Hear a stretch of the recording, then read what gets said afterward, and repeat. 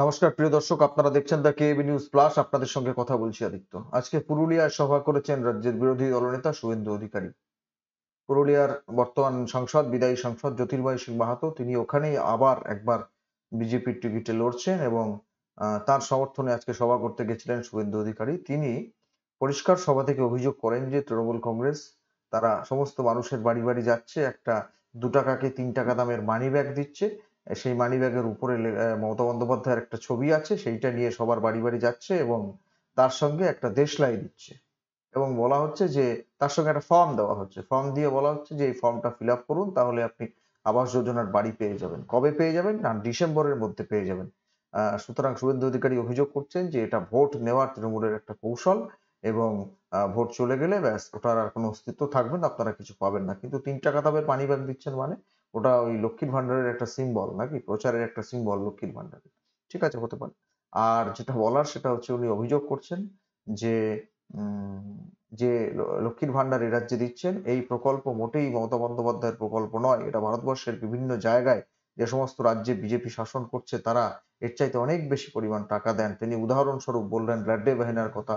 তিনি বললেন আরো অন্যান্য জায়গায় মহিলাদের সশক্তিকরণের জন্য এই ধরনের বিভিন্ন স্কিম আছে, সেই প্রকল্পগুলো উল্লেখ করেন এবং কথা দিলেন আরো একবার প্রকাশ্য সমাবেশ থেকে যে যদি এ রাজ্যে বিজেপি ক্ষমতায় আসে, এ তো লোকসভা নির্বাচন, এখানে ক্ষমতায় আসার কিছু নেই।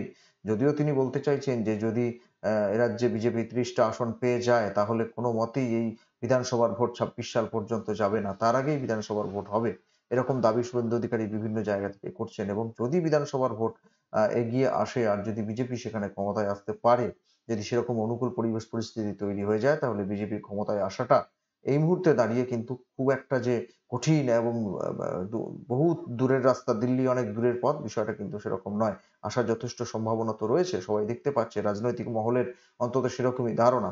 সেই জায়গায় দাঁড়িয়ে বিজেপি যদি রাজ্যে সরকার গঠন করতে পারে, তাহলে সরকারে আসার প্রথম মাসের 1 তারিখেই মা বোনেদের অন্নপূর্ণা যোজনা করে মাসে 3,000 টাকা দেবেন বলে ঘোষণা করলেন শুভেন্দু অধিকারী।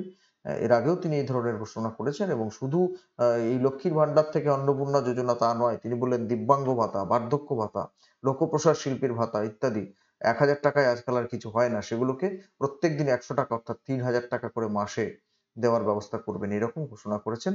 আর আইপ্যাকের বিরুদ্ধে তিনি আরেকটা অভিযোগের সুরে বলেছেন যে মানুষের চায়ের দোকানে গিয়ে তারা খবরের কাগজের মধ্যে একটা করে লিফলেটের মতো দিয়ে দিচ্ছে এবং মানুষকে যাতে ভুল বুঝিয়ে তৃণমূলের দিকে আনা যায়, সেই জন্য কোট আনকোট একটা চিটিংবাজ সংস্থা আছে বলে তিনি অভিযোগ করলেন।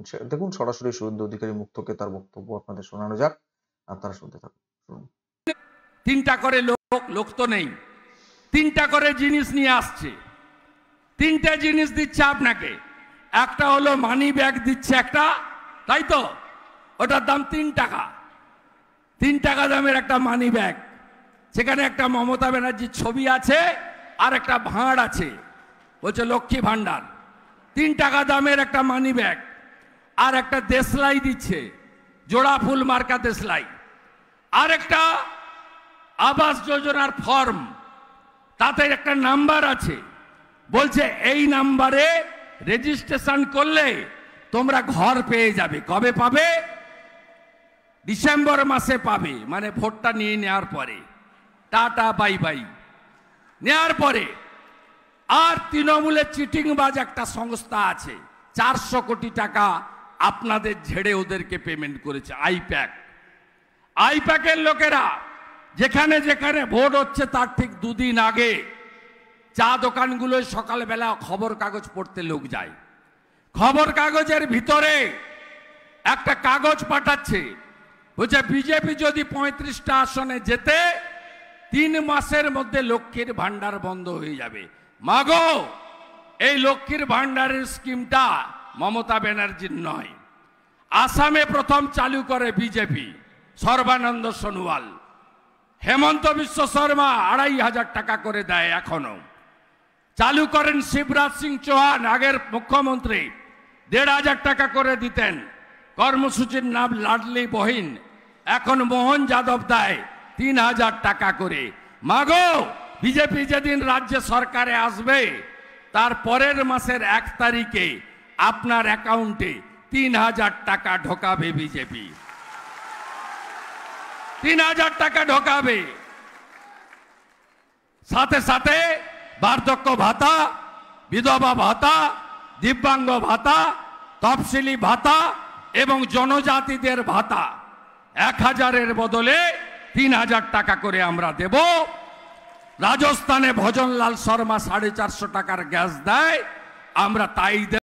একটা কথা বলে শেষ করছি, তা হচ্ছে এই যে যেটা গত বিধানসভা নির্বাচনেও দেখা যায়নি, বিশেষ করে আমাদের চোখে পড়েনি। গত বিধানসভা নির্বাচনে বিজেপির পক্ষ থেকে একটা প্রচারই করা হয়েছিল যে তৃণমূল কংগ্রেসকে সরিয়ে আমাদের ক্ষমতায় আনুন, বিজেপিকে ডাবল ইঞ্জিন করে বিশেষ করে বলা হয়েছিল। কিন্তু এই লোকসভা নির্বাচনের প্রাক্কালে বিশেষত শুভেন্দু অধিকারী যে সমস্ত জায়গায় সভা করছেন, তিনি এই যে বিজেপি ক্ষমতায় এলে আগামী দিনে পশ্চিমবাংলার মানুষদের জন্য কি ভাবনা ভেবেছেন বা তারা কি কি পদক্ষেপ গ্রহণ করবেন আগামী দিনে সরকারে এলে, এই যে প্রচারটাকে সমস্ত জায়গায় নিয়ে যাচ্ছেন, একে বলে একটা ইতিবাচক প্রচার। এবং মানুষের জন্য কি করবেন, শিক্ষা, স্বাস্থ্য, কর্মসংস্থান, মানুষের কাজ, বার্ধক্য ভাতা থেকে শুরু করে এই যে মানুষের বিভিন্ন ওয়েলফেয়ার স্কিমের কথা, তারা কি করবেন, তাদের যে বিকল্প ভাবনা চিন্তা সরকারে এলে সেইটাকে বিভিন্ন জায়গায় বলবার চেষ্টা করছেন।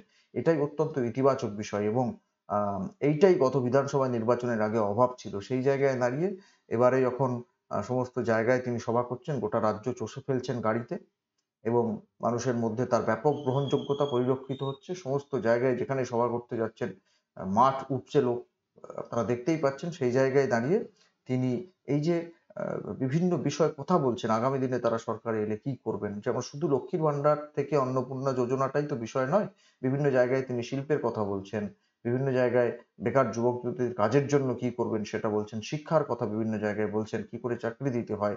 এই যে বর্তমান সময়ে দাঁড়িয়ে শিক্ষা দুর্নীতি এবং সেই এ তো ইস্যু হারাতে বসেছে আবার 25,753 জন সুপ্রিম কোর্টে আপাতত একটা অন্তর্বর্তীকালীন স্থগিতাদেশ পাওয়া গেছে, যে স্থগিতাদেশটা অত্যন্ত সাময়িক। 16ই জুলাই আবার তার ফাইনাল হিয়ারিং হবে এবং সেদিনে সম্ভবত রায় বেরোবে, যদিও সেই সময় পর্যন্ত নির্বাচন তো পার হয়ে যাবে।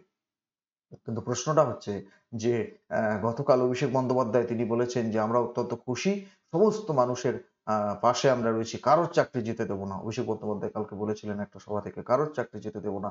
অথচ এসএসসি যারা রাজ্য সরকারেরই কার্যত অধীন, এখন বলতেই পারেন তারা স্বশাসিত সংস্থা, কিন্তু এসএসসি তারা গিয়ে হাইকোর্টে বলে এলো বা সুপ্রিম কোর্টে বলে এলো, হাইকোর্টে বলেনি, হাইকোর্টে বললে তো সমস্যা মিটেই যেত, সুপ্রিম কোর্টে গিয়ে তারা বলে এলো 7,000-এর উপরে তাদের হচ্ছে অযোগ্য ক্যান্ডিডেট তাদের হিসাবে। অথচ অভিষেক বন্দ্যোপাধ্যায় তৃণমূল কংগ্রেসের সাংসদ, সর্বভারতীয় সাধারণ সম্পাদক, তিনি বলছেন যে কারোর চাকরি যেতে দেবো না, সবার পাশে আসছে। এই যে দ্বিচারিতা এবং এর বিরুদ্ধে যে শুভেন্দু অধিকারীরা কথা বলছেন, মানুষের কাছে যে একটা ইতিবাচক ভাবনাকে পৌঁছে দেওয়ার চেষ্টা করছেন। শুধু তাই নয়, আপনারা দেখেছেন, আমরাই প্রতিবেদন করে দেখিয়েছি, রুদ্রনীল ঘোষ তিনি যে অনবদ্য বিভিন্ন ভিডিও ক্লিপিং তৈরি করেছেন হীরক রাজার দেশের আদলে, তাতে শিক্ষা, জমি দখল এবং সামগ্রিকভাবে বিভিন্ন বিষয়ে কাটমানি ইত্যাদি তীব্র প্রতিবাদ করে তিনি হীরক রাজার দেশে ওই সিনেমার যে সেট, সেই সেটের আদলে অভিনয় করে খুব সুন্দর করে তার যে বার্তা, তাদের যে বার্তা, বিজেপির যে বার্তা, সেটাকে জনমানুষে প্রচার করে দেওয়ার চেষ্টা করছেন এবং মানুষের মধ্যে সেটাকে কেন্দ্র করে একটা ব্যাপক সাড়া দেখা যাচ্ছে। এগুলোই ইতিবাচক প্রচার এবং এগুলোর মধ্যে দিয়েই সাধারণ মানুষের কাছে আস্তে আস্তে বিজেপি পৌঁছবে বলে বিজেপি মনে করে, রাজ্যের জনসাধারণের একটা বড় অংশ মনে করে। আগামীকাল 4র্থ দফার নির্বাচন, একটা বড় অংশ দক্ষিণবঙ্গের নির্বাচন আগামীকাল রয়েছে। আমরা চাই শান্তিপূর্ণভাবে নির্বাচন হোক, যে যেখানে খুশি ভোট দিক, কিন্তু তারা তাদের ভোটাধিকার প্রয়োগ করতে পারুন, এই দাবিটাই তো সমস্ত রাজনৈতিক দলের নেতাদের পক্ষ থেকে করা হচ্ছে। কিন্তু যদিও আমরা এখনই অলরেডি কিছু কিছু খবর পেতে শুরু করছি যে বিভিন্ন জায়গায় ছোট ছোট ছোট ছোট গন্ডগোল হচ্ছে, যাই হোক, সেগুলোকে জয় করুক নির্বাচন কমিশন, দেখুক পুলিশ প্রশাসন, দেখুক কেন্দ্রীয় বাহিনী রয়েছে, দুষ্কৃতীদের যাতে কোনোভাবেই কাছাকাছি ঘেঁষতে না দেওয়া হয় সে বিষয়টা নিশ্চিত করুক নির্বাচন কমিশন। বাকিটা জনগণের রায়, প্রত্যেককেই মেনে নিতে হবে, সেটা সবাই মেনে নেবেন। প্রিয় দর্শক, কি বলবেন আপনারা? আপনাদের মূল্যবান মতামত কমেন্ট বক্সে কমেন্ট করে জানাবেন। নজর রাখবেন আমাদের প্রত্যেকটা প্রতিবেদনে। দেখা হবে পরের প্রতিবেদন নিয়ে খুব তাড়াতাড়ি। ভালো থাকবেন, সুস্থ থাকবেন।